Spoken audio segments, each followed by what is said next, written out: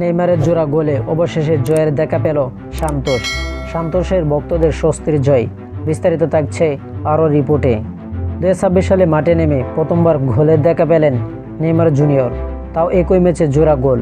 তার এই দুর্দান্ত পারফরমেন্সে ব্রাজিলের শীর্ষের লিগ ব্রাজিলিয়াসরাই আর চতুর্থ রাউন্ডে এসে স্বস্তির জয় পেয়েছে সান্তোস।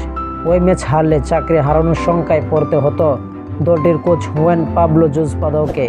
তাই এই যাত্রায় কোচের চাকরিটাও রক্ষা পেল এমনটা বলা যায়। বৃহস্পতিবার বিলমেরো স্টেডিয়ামে ভাস্কো দা গামাকে 2-1 গোলে ব্যবধানে হারায় সান্তোস। 4 ম্যাচে 4 পয়েন্ট নিয়ে লিগ টেবিলে 13 নম্বরে থাকা দলটির এটি চলতি মৌসুমের প্রথম জয়।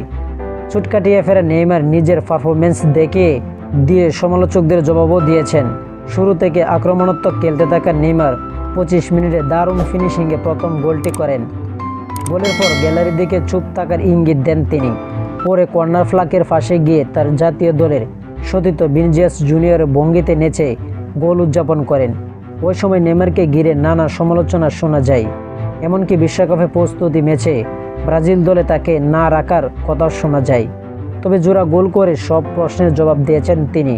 ম্যাচ শেষে স্পোর্ট টিভিকে দেওয়া সাক্ষাৎকারে নেইমার বলেন, গত সপ্তাহে অনেকে তাকে বিশ্বের সবচেয়ে খারাপ খেলোয়াড় বলেছিল, কিন্তু ফুটবলের পরিস্থিতি দ্রুত বদলায়। একদিন আপনি সমালোচিত হবেন, পরদিনই আবার আপনাকে বিশ্বকাপে দেখার দাবি ওঠে।